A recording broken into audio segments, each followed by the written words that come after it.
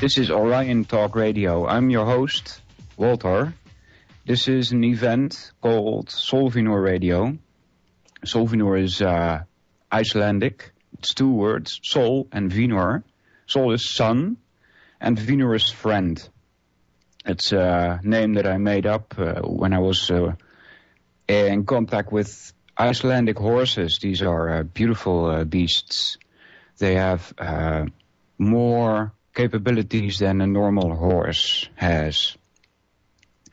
And today I'm going to talk about mythology. And you can call in. There's a number. Best thing to do if you want to call in is wait for the break and call in then, because I'm reading and I can't keep all of the things open all of the time. But if you want to call in, the number is 716-213-6816. 716-213-6816. You can also reach me at solvinor1@yahoo.com. And a little, mad I am. Not really, but yesterday I wanted to go and play my favorite game that I learned, 9 months ago or something. And I find there a message from the FBI on the site. These are a couple of major sites, among them Full Tilt Poker and Poker Stars. If you go there, you will find that the FBI has closed down the site, and there's an arrest warrant out for these people that own the business. But I had an account there. There was money on my account, and now my money is gone. So, what the heck? FBI stole my money. Not satisfied about that. So, I know there's a lot of people who lost a lot of money like this. There's people make $100,000s of dollars playing poker, you know. So, there's a lot of people being very upset right now. This American agencies keep shutting down the sites that I want to go to. Last time I wanted to find a documentary, and usually I do that via torrents. And a good site I found years and years ago, torrentfinder.com. It's basically just like Google. It points you to where the torrents are.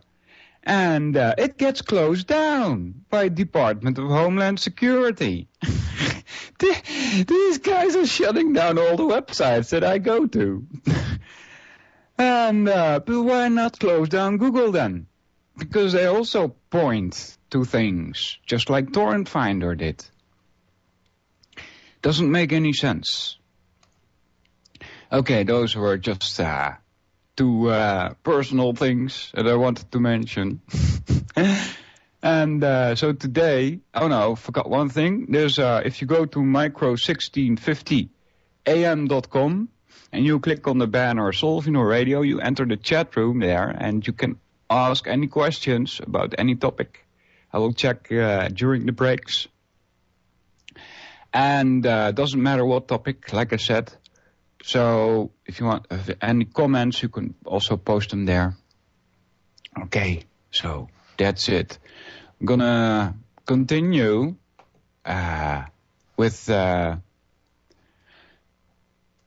book I was reading. We are at page 146. And the last time we were discussing this, we were talking about where did the cross come from. Another theory is that the cross was derived from the ancient method of pressing one stick against another and twirling it rapidly until the resulting friction created fire. This method is still employed in making the sacred fire in Hindu temples. The high development of pictograph writing in Egypt produced the greatest variety of forms and meanings of the cross to be found anywhere. Yeah, there's a high development of pictographic writing in Egypt, not only in Egypt, but also in Sumeria, for instance. There are Egyptian pictograms, or pictographs rather, that if you would want to translate them into English, you would need like 100 words or something. It's Chinese symbols, also some of them. They need a lot of words just to explain that one symbol. And they had a lot of them. I know that the Sumerians, for instance, they had over 4,000 of these pictographs. So that's a totally different way of communicating. The language that we speak is basically used to control us, just like a programmer controls the computer by the language and logic that it uses. Okay, continuing. The principal form of the cross in that country, called the Ankh, or Key of Life, consisted of the T-cross and an oval or loop representing the matrix. Excuse me. When combined, they signify eternal life and immortality. Sometimes the Ankh cross is called the Crux ansata, or handled cross. In this case, we have the rare opportunity of tracing from ancient paintings and sculptures the evolution of a symbol from its beginning to its final stage. First, there is a little-known predecessor of Osiris called Tat. Tat, Dat, or Dut, a primitive god of fertility, procreation, and life, who wears a peculiar headdress containing 4 crossbars, possibly representing the 4 quarters of the earth or the 4 provinces of Egypt. This number 4 comes back a lot of times in mythology, and it's always a dividing, well, not always, but lots of times it's a dividing issue. Here you got like, they use the 4 quarters of the earth, or the 4 provinces of Egypt, or the 4 directions that the wind comes from, but it's also a division of people, sometimes used in colors only, white, yellow, red, and black, but also in occupancy, like what you do. You have in ancient India descriptions of the 4 people that constitute a society. They got the Brahmanas, the Kshatriyas, the Vaishyas, and the Sudras. Now, there is also, in all these ancient mythologies, there is a eugenics agenda going on. So maybe that's why they can be linked to the colors, white, yellow, red, and black. Okay? The 4 kind of people that I mentioned, Brahmanas, those are the priests, they are the scientists, and they keep the knowledge, and they keep it secret. Then there's the Kshatriyas, those are the army people. Then there's the Vaishyas, those are the merchants. Merchant, that word, by the way, starts with Mercury, merchant, but also murderer. A merc is also a murderer. And then there's the Vaishyas. Those are the normal people, everybody that's left. This is the event, Solving Radio, on Micro 1650 AM. I'm your host, Walter. And we were talking about mythology. And I will try and explain as much as I can. Most of the things, they seem normal to me, so I don't know if they are mentioning worthy or not, because I don't know who I'm talking to. You catch my drift here. Continuing, in his hands he holds a whip as a symbol of authority and a crook or staff as a symbol of magic, divination, and ruler of fate. That staff you also see back in the Bible. Now he's talking about some pictures here which are shown in the book, which you can't see, of course. I'm sorry about that. Figures 2 to 8, plate 34, show the evolution of the figure of Thoth, first to an upright bar or pillar. Yeah, that's sexual also. A similar bar with cross strokes was also a symbol of the meter used to measure the waters of the Nile and was regarded with great reverence by the Egyptians. Figure 31 is a peculiar one and shows a Thoth with the face of Osiris on it, and above it there is an Ankh cross with 2 arms holding a solar disk. When the development of the Osiris legend and his worship as a god of fertility, not when, but with the development of the Osiris legend and his worship as a god of fertility, this upright bar appears to... Well, it doesn't appear, that's what it is. It's a symbol of regeneration. This is just another veil that is used.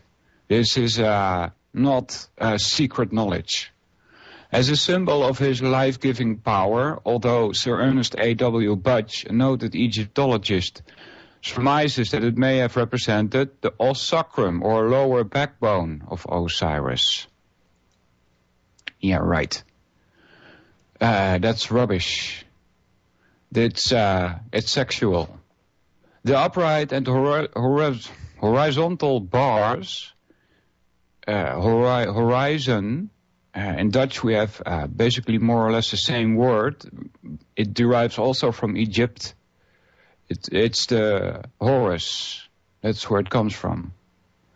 The upright and horizontal bars are again shown in combination with a circle, oval or loop, which forms were employed with several different meanings, including the sky, the sun, mouth, the god Ra, as a genetic signifying the universal mother principle. Well, that's strange. The sky, I don't know if that's female, but the sun for sure is male. So is Ra. Why are they using here the mother principle? Confuses me a bit. Anyway, occasionally a triangle is substituted for the oval or circle, and in some instances the horizontal bar is shown as a scroll of fate. As a symbol of life and immortality, the Ankh was carried in the hands of deities, kings, and honored souls who were quartered in the Hall of Judgment. Sometimes it was shown being held to the nostrils of one of whom it was desired to bestow his breath of immortality or to restore life to the dead. All this talk about breathing life, you find that also back in the Bible, breathing life into inanimate. Well, I hope that's strange Skype sounds again from last week, which I noticed are just Skype things. They are reconnecting me, so that's no problem. This breath, which you also see back in the Bible, where God supposedly blows the breath into inanimate matter, is simply a medical reference, which has to do with breathing. Breathing is very important. You can do, for Westerners, this is the best breathing exercise. Don't do this too much. I'm going to teach you an exercise now in breathing. And don't do this too much. Do this when you wake up, for instance, or if you feel dizzy, if you have a need of energy. But 3 times is enough, okay? And if you're starting, you might starting to feel dizzy if you do this after 2 times. If that's the case, stop it. Don't continue as the 3rd time. Okay, so breathing always starts with breathing out. That's the first. Then comes breathing in. So you don't start with the breathing in. You start your breathing exercise with an outgoing breath. Okay? Now the normal doctor will tell you that the air goes into your lungs. Okay? Now from ancient mythology and Chinese and Indian medical practices, they will tell you that there's also breath in your stomach. And yes, there is. Normally, if you just breathe normal, like you would when you're just sitting behind a desk typing or whatever, you don't normally breathe out fully because there's a reservoir of air kept in your belly. So what you do the first time is you breathe out that air. You press out the air from your belly. You breathe out normally, and then when you find that you want to automatically breathe in again, that's when you take over and your exercise starts. What you do is you breathe out the air that's in your belly, and you breathe it out as far as you can till you feel that there's no more air left. Then you slowly breathe in fully till you're completely full of air. Then you slowly breathe out, holding back the air as you breathe out. So you build up pressure. And you slowly breathe out the air. And again, until your stomach is empty. That's a way to refresh the air that is kept in your stomach. Okay?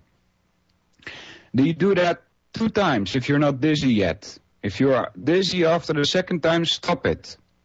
If you do that 3 times maximum, that will be enough to have refreshed the air that is in your stomach. Okay, you can do this once a day, twice a day. Maybe when you wake up or before or after, before a meal, I guess, not after. This will help you clean your body as well, because the air is used to clean your body. When you breathe out, you exhale, well, not toxins, but wastes. Okay. That's coming in exactly at the end of my explaining of how the use of the Ankh emblem spread from Egypt to North Africa, Sardinia, Phrygia, Palestine, Phoenicia and Assyria, and has been found in those countries on bas reliefs, tombs, pottery, jewelry, coins and seals. The British Museum possesses a large stone figure from Easter Island on which an Ankh is carved in bas relief. Oh, well, that's strange. In Easter Island, huh? Before the Latin cross became a Christian symbol, the Egyptian cross was often used by Christians and was incorporated in the priest's pallium. The drawing reproduction on plate 35, which depicts a monk wearing a pallium with an Egyptian cross on it, is from an old papal book, Missal Romanum, illustrated by a Venetian monk in 1509. The male figure wears a modern nun's costume. Yeah, you see that today also. These male figures wearing women's clothes. What's up with that, huh? This has to do with the androgynous nature of things as they see it. During the latter years of the pre-Christian period, another cross was used in Egypt as a symbol of Harpocrates, or what? CHR Ammon, which they see as Horus, the god of light. The god of light is the sun. Okay. Horus was usually portrayed with a curving lock of hair on the side of his head, representing, according to general opinion, a sign of youth.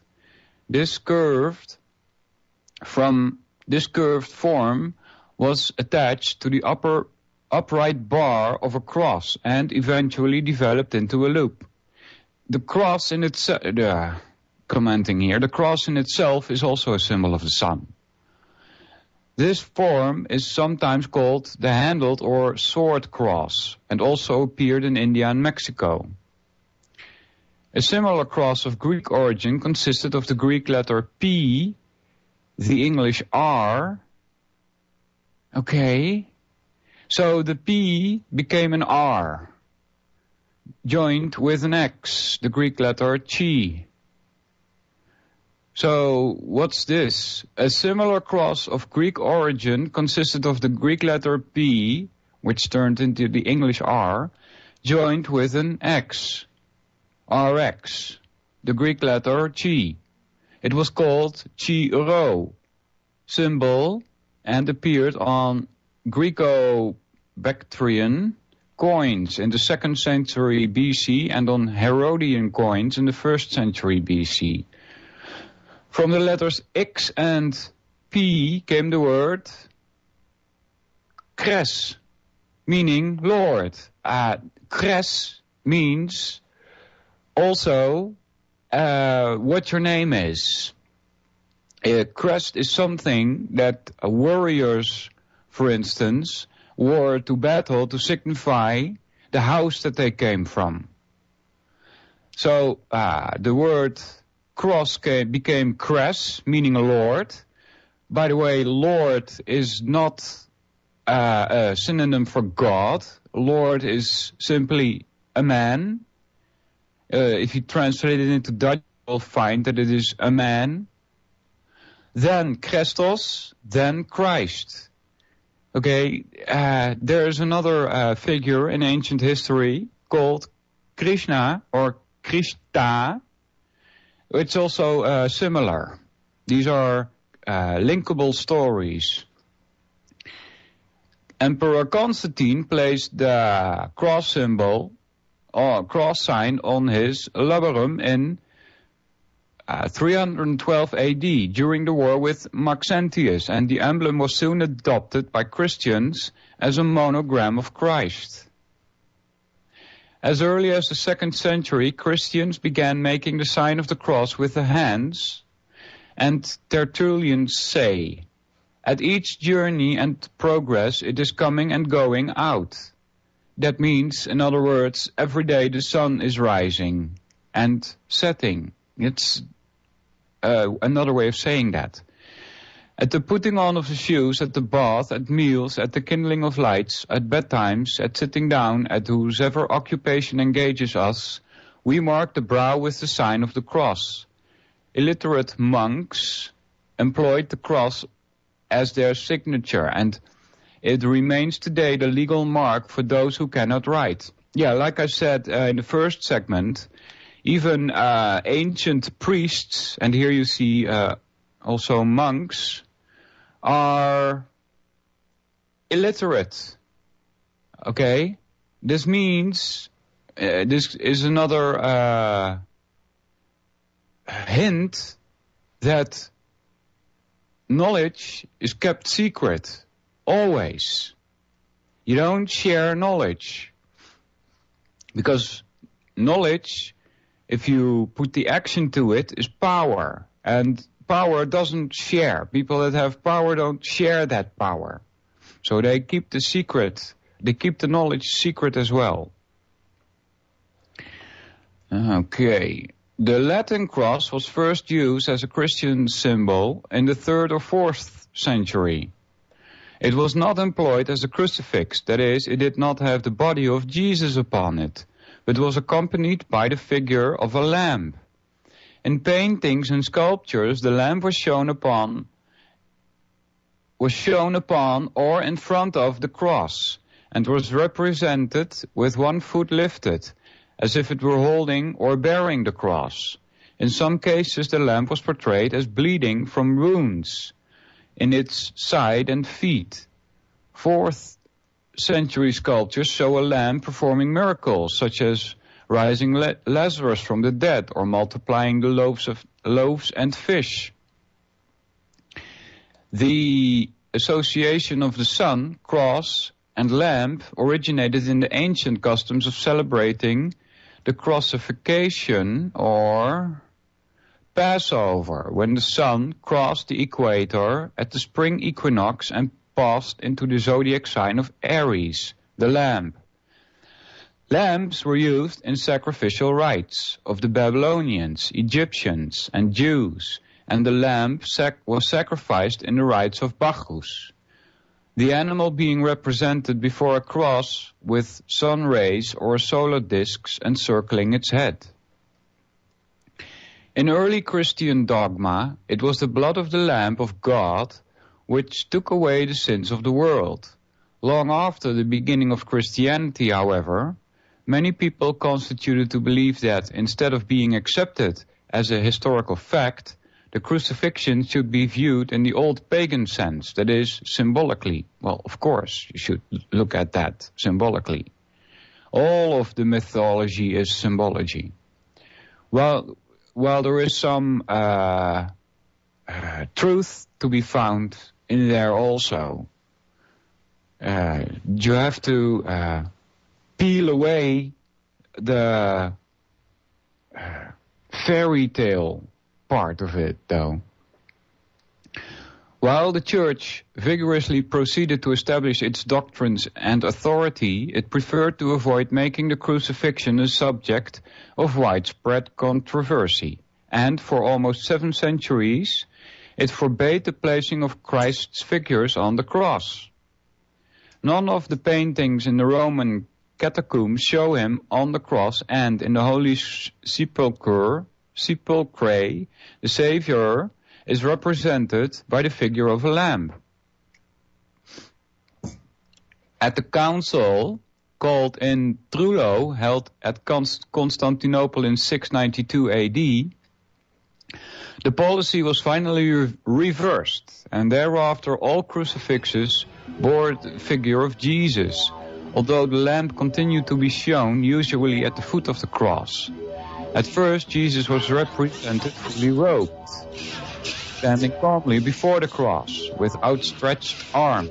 Later he was placed on the cross, and finally he represented Andre, bleeding, tortured by pain from wounds. I'm gonna continue here. During the Middle Ages, waxen representations of a lamb before the cross were believed to possess miraculous power for prevention of hailstorms, tempests, high winds, thunderbolts, lightning, conflagrations, enchantments, and pestilences, and thousands of them were purchased by the faithful. Yeah, how they all fell for this rubbish. In the reign of Pope Urban, this amulet, called the Agnus Dei, Lamb of God, was blessed by the Pope himself, and special rules and rites were provided for its consecration. By a papal bull of 1471, manufacture of the amulet was monopolized by the Pope, to whom it furnished a great source of revenue. Yeah, no doubt. The hooked cross, or swastika, has been used even more universally than the Tau. It is called sometimes the Gamadian cross because it consists of 4 Greek letters, gamma, gammas, radiating from a common center. From the Bronze Age to the present, this swirling symbol of motion has been scratched, drawn, or modeled on coins, tools, utensils, ornaments, weapons, and fabrics all over the world. Yeah, not only that, they also painted the swastikas on houses At the front door, you would encounter a swastika in ancient times. As an architectural motif in temples and palaces, it appears singly in meander bands and in mosaic patterns on walls, pediments, lintels, cornices, and floors.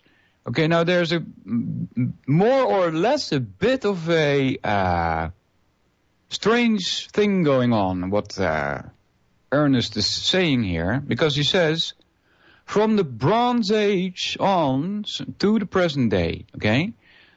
But supposedly, and that's how I learned it, the Bronze Age, we're supposed to think people are stupid. You know, they were not that intelligent. Supposedly, we just found out how to use bronze, how to make bronze, okay? But if you take a look at other things like the language that they used, for instance, in those days, that these are pretty complicated. Okay, people like Sitchin, for instance, are not able to translate them. Sitchin is a liar. So why we call this the Bronze Age is basically to make the people think that in the older days people were stupid. Okay, this is not the case, however. As a matter of fact, there is more evidence to say that the people in ancient times were much more intelligent than we are today. So, continuing, the word swastika was thought by Max Muller to be derived from the Sanskrit word su, meaning well, and asti, meaning it is. Well, I don't know about that. Know a little bit of Sanskrit myself, but I don't know if that is the root of it. A lot of words that we use today do indeed come from Sanskrit. And paradise, for instance, is one of them. Paradise, Sanskrit word for paradise is paradesh. So you see there's a lot of words that can be found in English and other languages which are much like Sanskrit words. Continuing, when the limbs face toward the left, the device is called sauvastika and is a female symbol. It was conjectured by Count Goblet d'Alville that the sauvastika, being female, was an unlucky emblem. This theory seems to be disproved by the fact that on object from India and the ruins of ancient Mediterranean cities, the design faces either right or left, although examples in which the limbs turn to the right are much more numerous. The swastika represents health and happiness, and Hindus believe that it has the power to scare away evil. It is therefore branded on cattle, especially the village bull, whence it has perhaps the significance of general fertilizer. Swastikas are sketched in white or red over the doorways and steps of city homes. In country villages, as soon as the morning cleansing with earth and dung is completed, the mistress of the house sketches the sacred emblem in front of her house, garden gate, etc. In China, the sign may be seen everywhere, on medicine wrappers and sweet meals, on the stomach or chests of idols, on the flanks of animals, and bare walls and various other places. To Buddhists of China, India, Tibet, Mongolia, Korea, and Japan, it symbolizes the 10,000 truths, or Fohat, or Buddha. It appears on the images and statues of Buddha and over the hearts of initiates as well as on Buddhist inscriptions, coins, and manuscripts. The four limbs of the Buddhist swastika illustrated terminate in triangular feet, On each limb there is a female symbol. In the center, the male and female symbols are shown united. The sun and the moon in conjunction are represented at the end of each limb and in the spaces between there, and are four swirling representing fire, the sun, and creative energy. Now when they say here the sun and moon in conjunction represented, is also sexual. It's the sun is male, moon is female, and when they conjunct, you know what happens. The swastika is one of the mystic marks which may be counted on the famous sculptures called Buddha Pada, or footprints of Buddha. Yeah, there's in ancient, you find these mythologies, if they give descriptions of heroes like Buddha or like I know more about Krishna, he also has special signs on the bottom of his foot. And of course, Buddha did not really have these symbols, but they are put there for the believers so that they can put their attention on them. The attention is a very powerful energy that you have, and you must choose it carefully.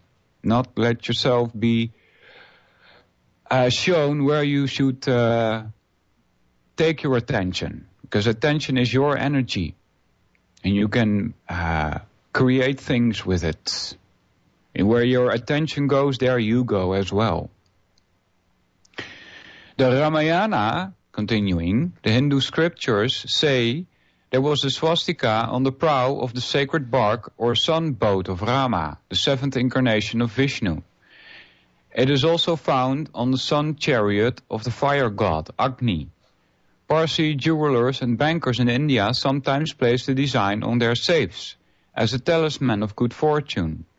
When placed within a circle, the swastika is a sacred symbol of the fire-worshipping Jains, to whom it represents the four grades of existence, of souls in the material universe. Yeah, those four grades of existence of souls in the material universe are probably what I explained earlier about Brahmanas, Kshatriyas, Vaishyas, and Sudras.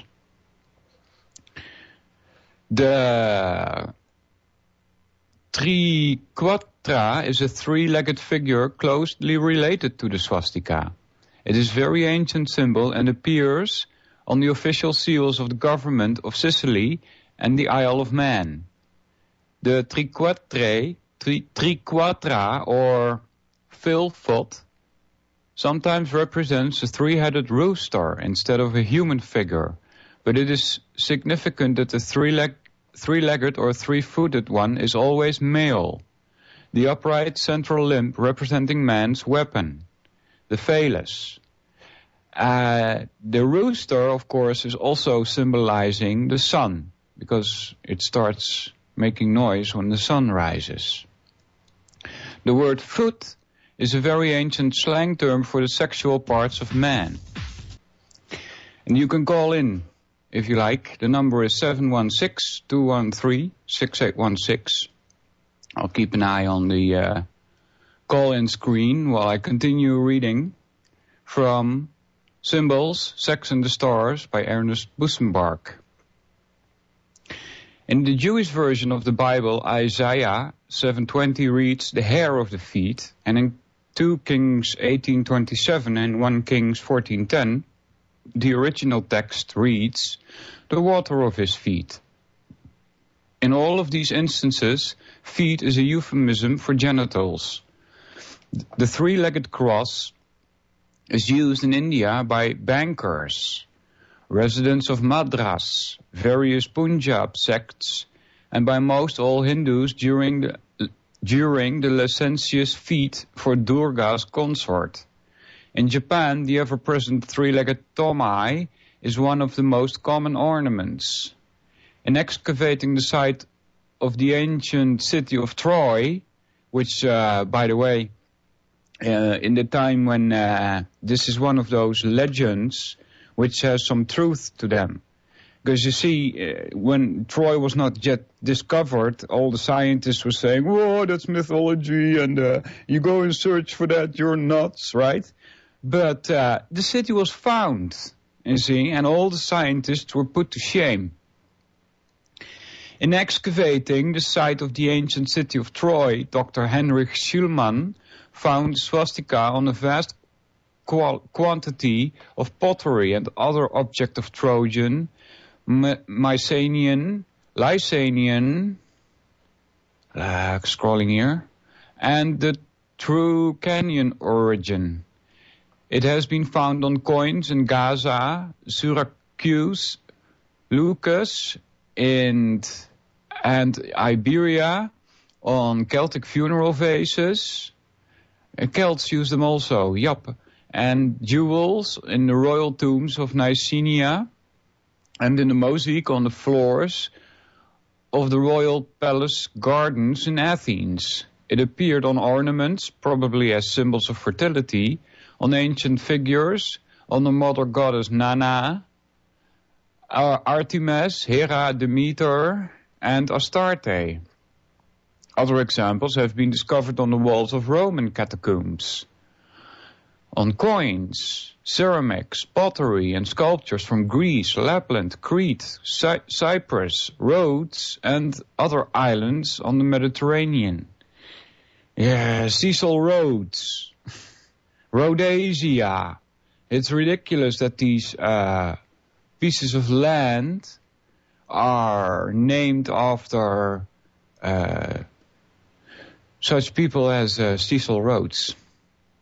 Further examples have been found in Germany, Scandinavia, Mexico, Yucatan, Peru, Uruguay, and on pottery and textiles of the Pueblo, Dakota, and other Indian tribes in North America. Strangely enough, this device does not appear to have been in general use in Phoenicia, Egypt, or Babylonia, although examples of the swastika have been found in these countries.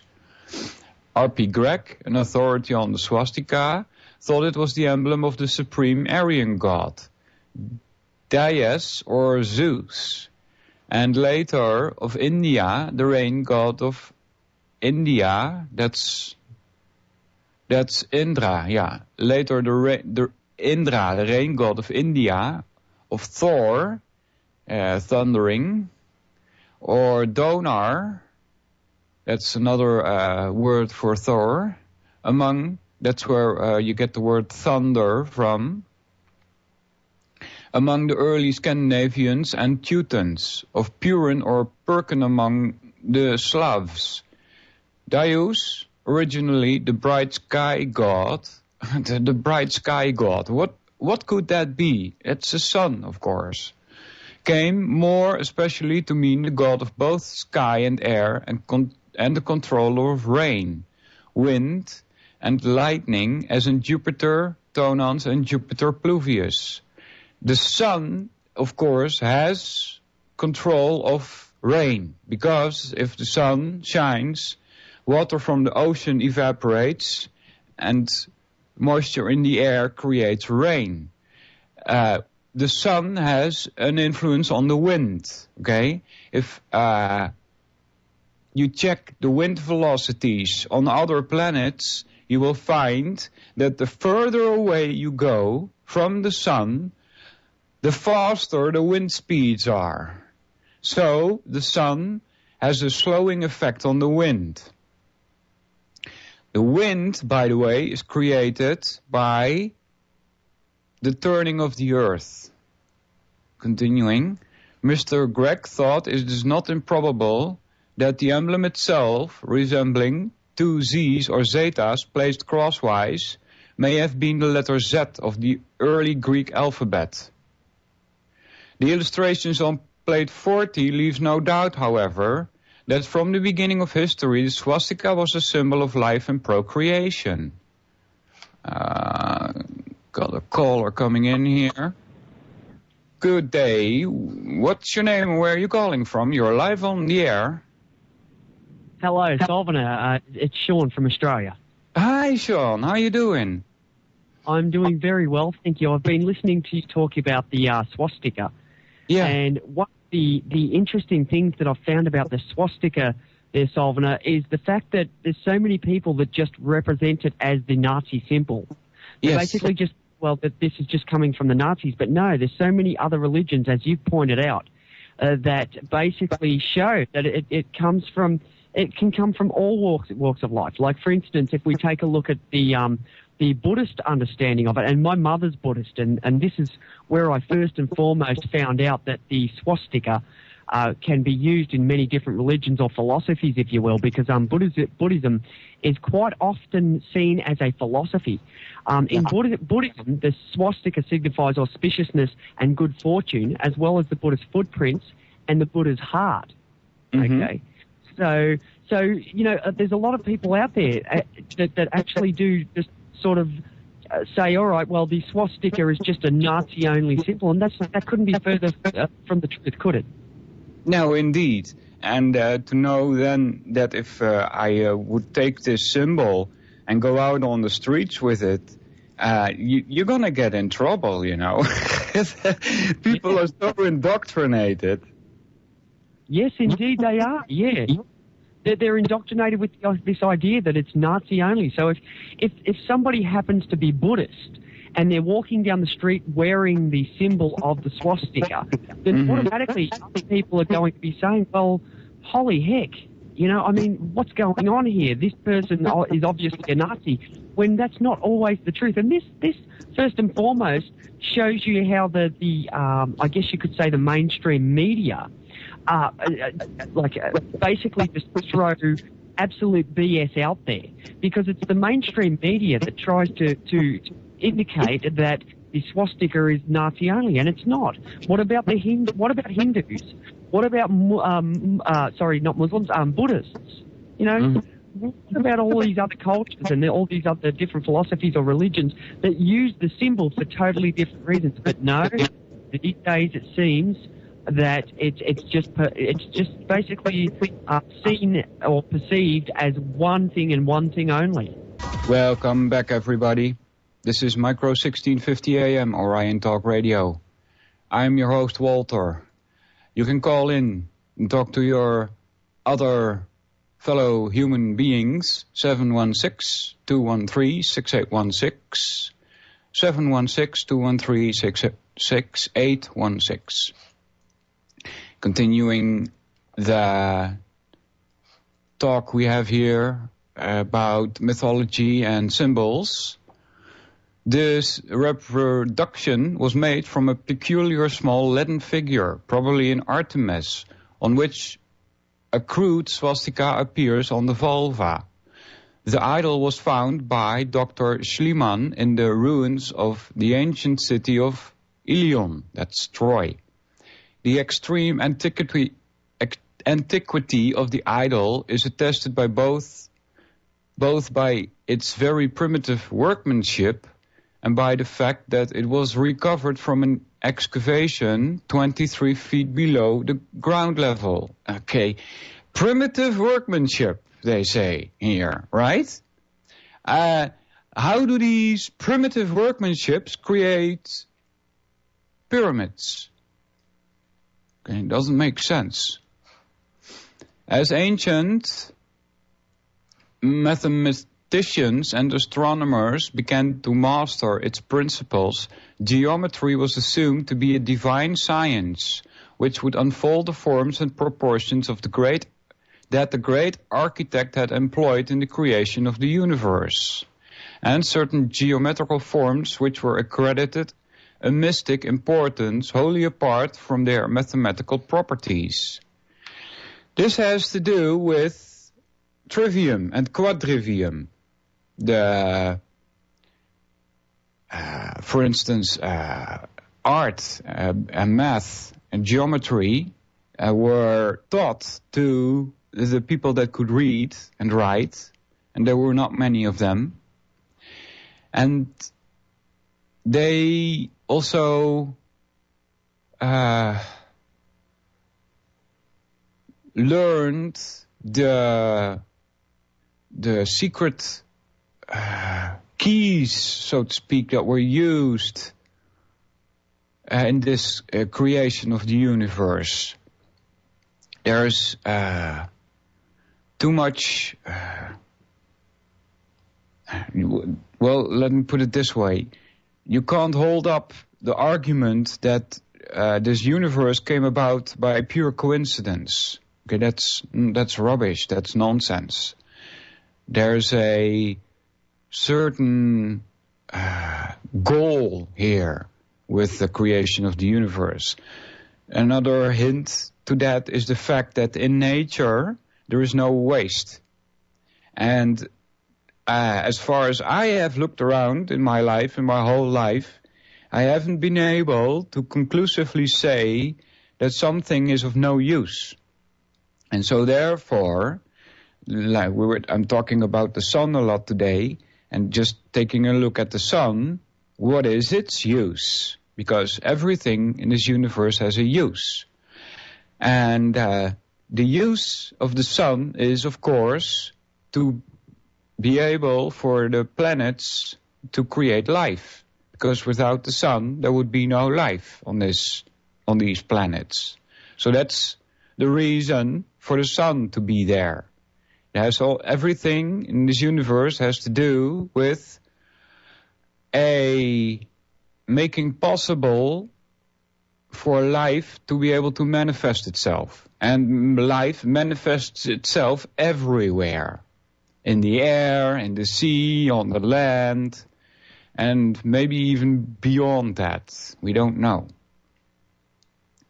There's, for instance, in nuclear plants, where they have, in the center, they have strict rules about hygienic things, because can't have things getting contaminated there.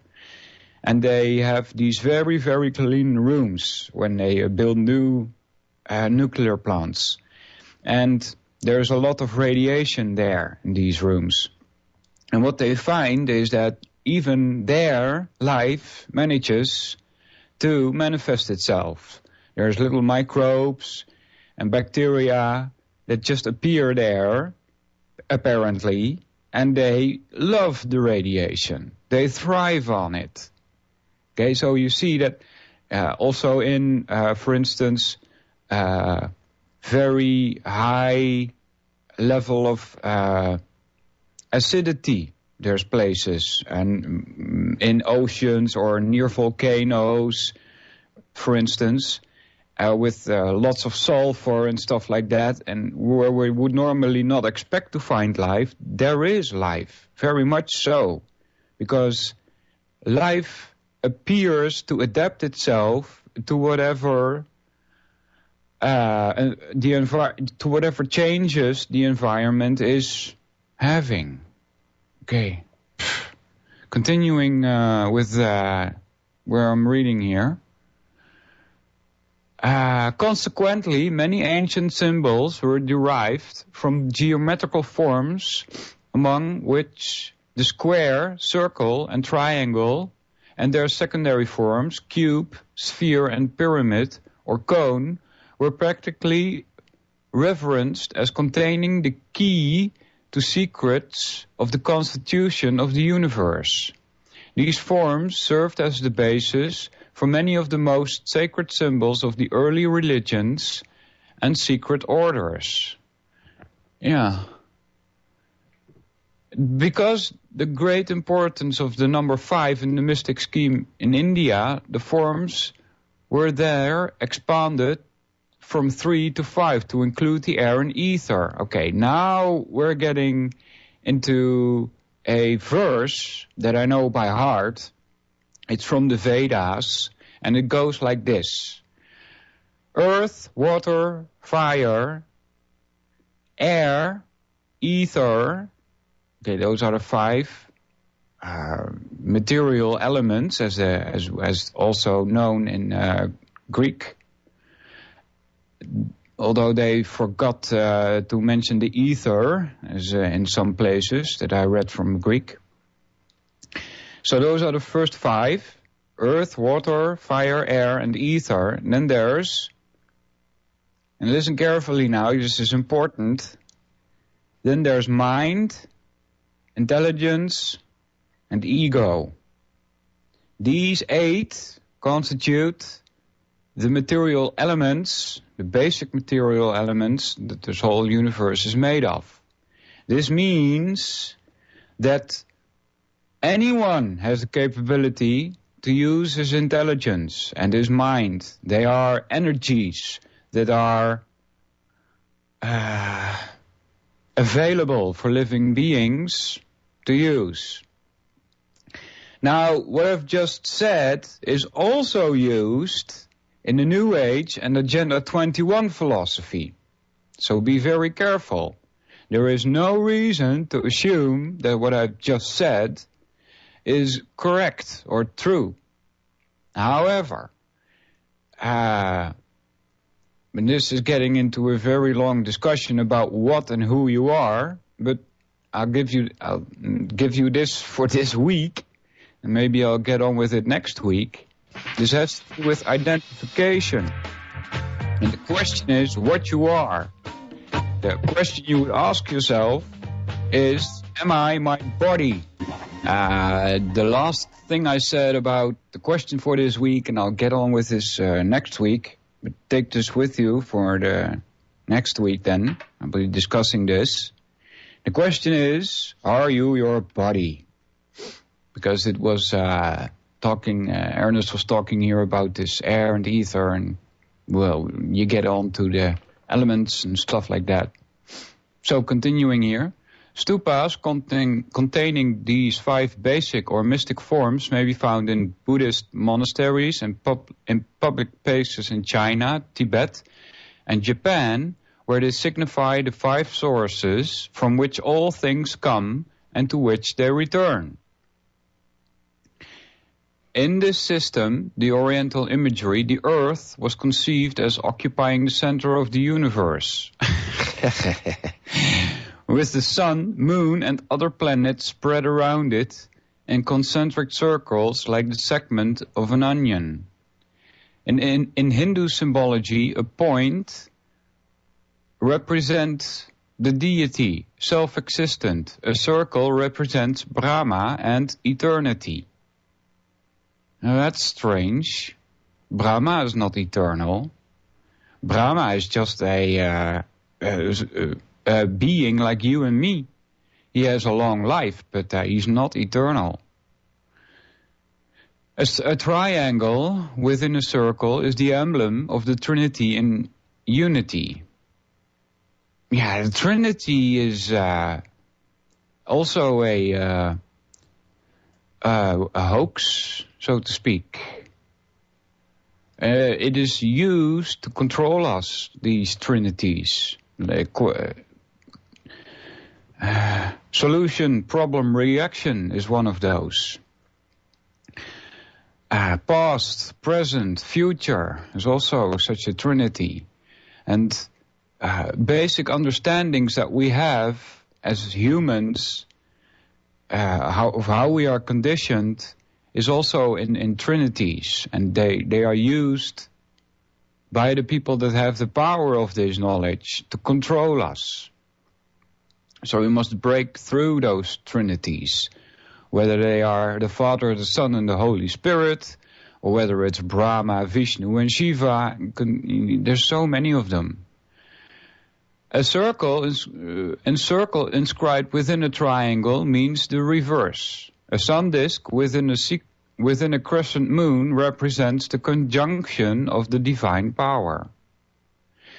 Yeah, that again is sex. A sun disk within a crescent moon. That's sexual symbol. The Egyptian Aku device represented the disk of the sun on the horizon and symbolized life after death and resurrection. When worn as an amulet, it was supposed to give the wearer the strength and power of Horus or Ra. Because of the great variety of forms and proportions of the triangle, its repeated occurrence in natural forms and identity of its 3 sides with the sacred number of the gods, it was widely used in amulets and emblems. Some of its properties and applications will be considered in the chapter of the Kabbalah. Now, this power of these symbols is, of course, derived from what the previous caller exactly also pointed out, the fact that not that the symbol has such power, but that the people give it such power. It's we, us, that stagger when we see a swastika, for instance. Okay? We are the ones giving it the power. If you want to call in, you can do so. Number is 716-213-6816. I keep my eye on the screen here, so I'll notice it when you call in.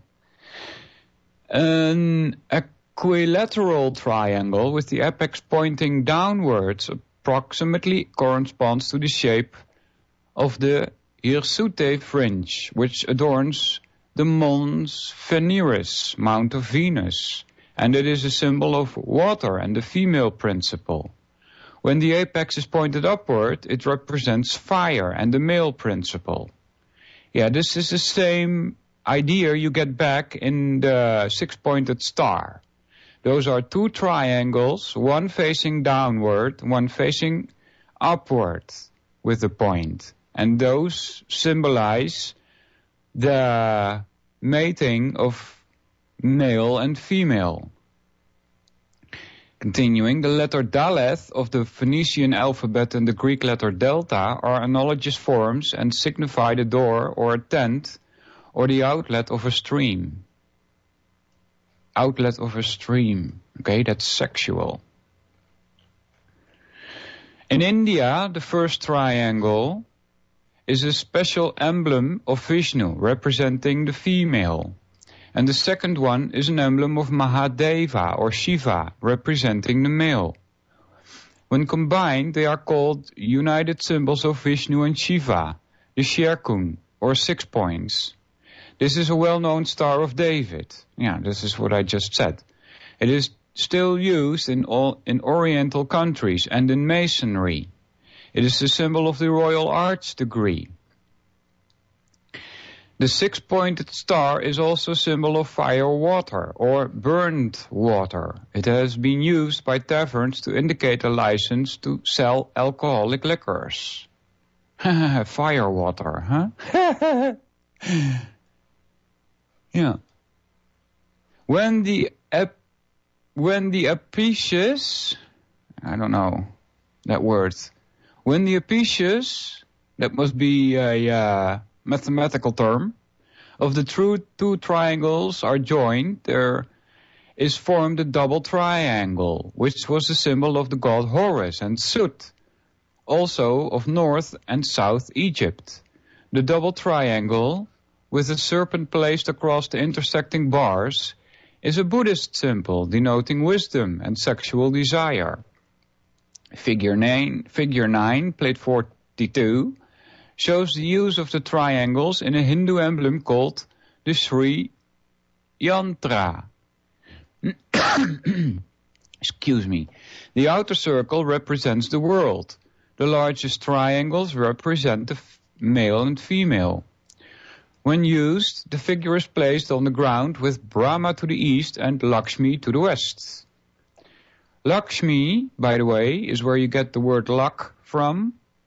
And Lakshmi is the wife of Vishnu or Krishna. A relic of a saint or an image of Buddha is placed within the inner circle, and the complete shrine is ready for worship. Because of its similarity in shape to the honeycomb, the snowflake, and other crystals, many mystics see a tremendous significance in the 6-pointed star. Yeah, well, the honeycomb is also a secret symbol used by Masonry. Bee is also a secret symbol used by Masonry. Not only the bee, as in bzzz, flying around in the fields, but also the letter B. It's a symbol. All letters are symbols, and they are used to control us. Continuing, deeming it to be the form from which nature weaves her sacred mysteries. As a symbol of creative nature, the number 6 is identified with the mother goddess and with the 6 days or ages of creation, which appear in the mythologies of many nations. 6 days or ages of creations. I don't remember 6 days in the creation of the Indian mythology of all this worldly stuff.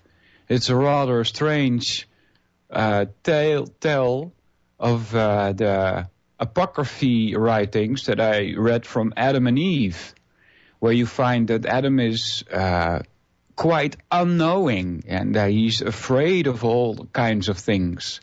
And that's also what you find in Indian creation mythology, is that Brahma, he's the creator. Continuing, the Hebrew letter for fire, and then there's a symbol there which I can't pronounce, is male. And another symbol, which I can't pronounce, for water is female, which combined form the word Ruskabra. I don't know what that is. I don't read Hebrew. But it says here that it is Ashmim or Shamayim, meaning heaven, a word which Jews often used as a substitute for the word Yahweh. The 6-pointed star of the Jews, therefore, represents fire and water, male and female, as does the symbol of Vishnu and Shiva. Why does he, I don't understand. Vishnu and Shiva, they are not a pair, okay? Sita and Shiva are a pair, or Shakti and Shiva are a pair, but not Vishnu and Shiva. In fact, Vishnu doesn't even belong here, okay? Vishnu is a energy that is not of this material world, and Shiva is, okay? Shiva is, he can come down to earth, supposedly, you know, if you want to believe all the mythology. He's a real living person, like Brahma. And of course, Vishnu can appear in this material world, but not in the form that he has as Vishnu. That's impossible, because it is not a material form. Continuing. The 4 lateral triangles yielded by the symbol are sometimes used Kabbalistically to represent the 4 consonants comprising the tetragrammaton JHVH, that's Yahweh, and read with God. Instead of pronouncing Yahweh's name, the Jews often refer to him as the name, spelled ASHM, Hashem.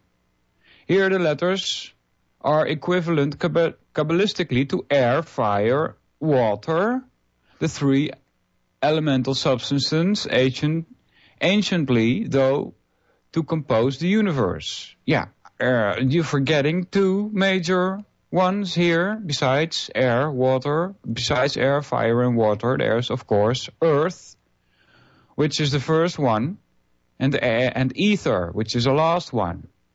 Another thing about this earth, water, fire,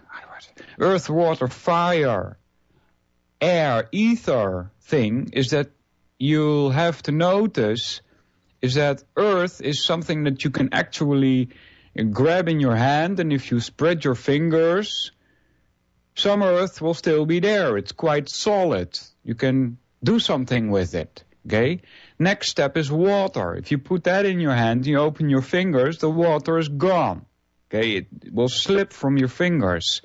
It is less dense.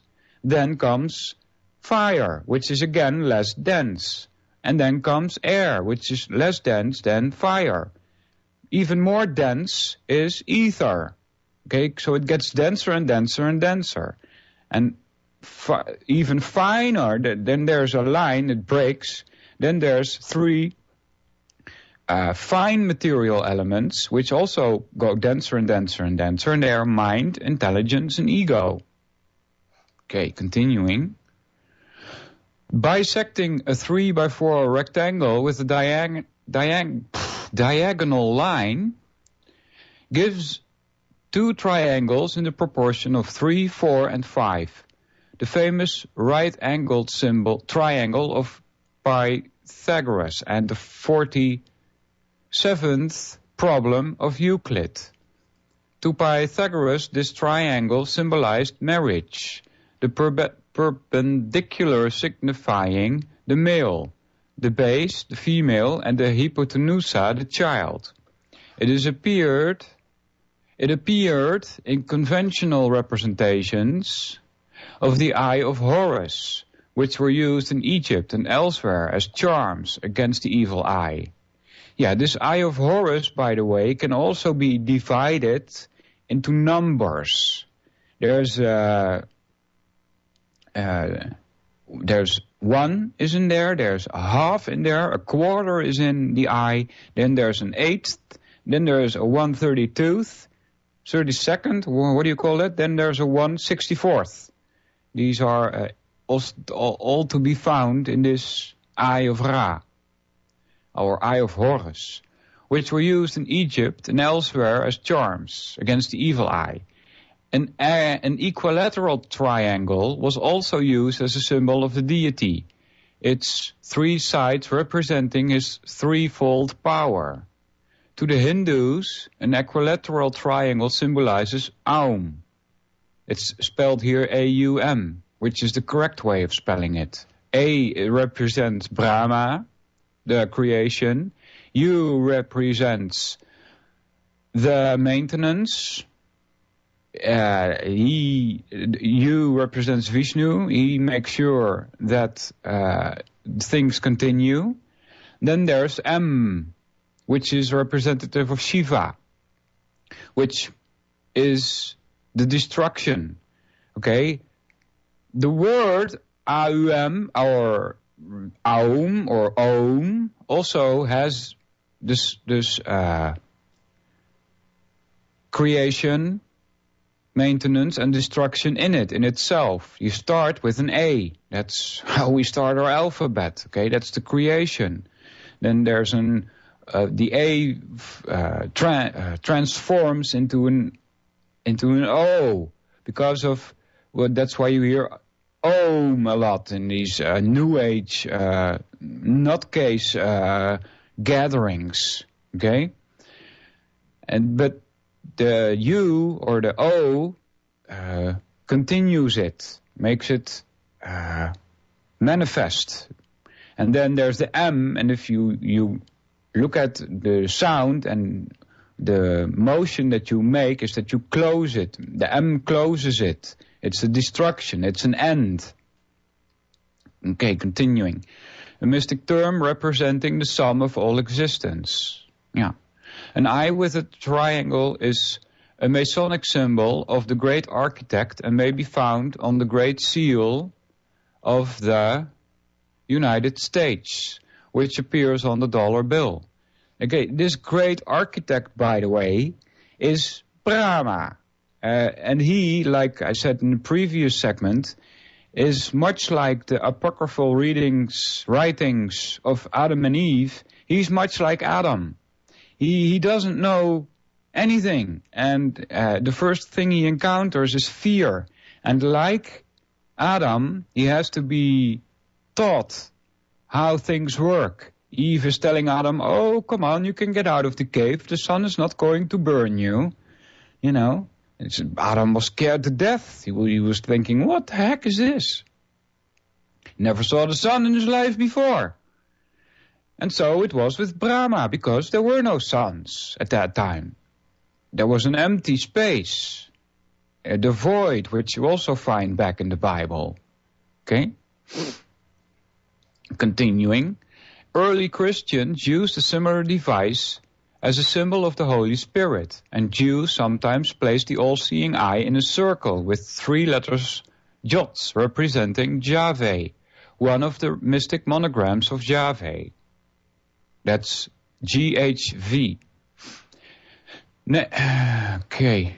Natives of Polynesia paint the mystic eye on the prows of their boats for protection against bad luck. The Egyptian triad of Osiris, Isis and Horus was sometimes represented by a triangle within a circle. Hindu worshippers of Shakti, the female principle, marked their vases with a right-angled triangle, bisected with a line, and worshippers of Isis used to mark the vessels necessary to her rites in the same manner. Okay, so this Isis, Osiris and Horus is also can be compared to Brahma, Vishnu and Shiva. Shiva is the sun in this case. Brahma is the father of Shiva. In its original form, the Egyptian eye, or Ujjat, was worn as an amulet as shown in plate 42, figure 19. The eye was supposed to be a very potent charm against bad luck, and the wearer of the Ajut felt assured of good health, protection and general well-being.